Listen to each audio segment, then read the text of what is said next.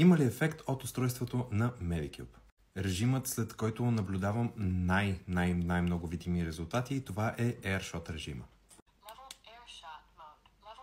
Когато изберете този режим и докоснете уреда до лицето, той започва да светка и да пуска лек ток по кожата, като този AirShot режим спомага за намаляването на порите и също така прави микроканалчета, чрез които прави усвояемостта на продуктите много по-голяма.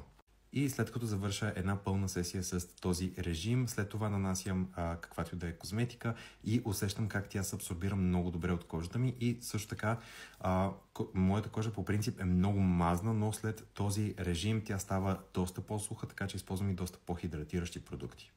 Другият режим, който ми стана любим е ето този бустър режим, който всъщност позволява на козметиката, която си слагате върху лицето, да бъде абсорбирана много по-лесно и по-дълбоко от кожата.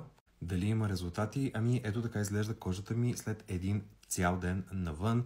Не съм си мил лицето в момента, не съм пипал нищо по него, не съм пренанасил слънцезащита, но просто изглежда ето по този начин, леко мъзнее, но е добре хидратирано.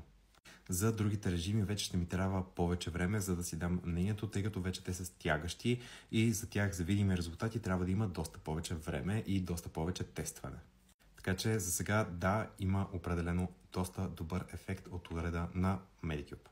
Ако вие имате още въпроси, оставете ги в коментарите, аз ще се опитам да ви отговоря с видео. И до скоро!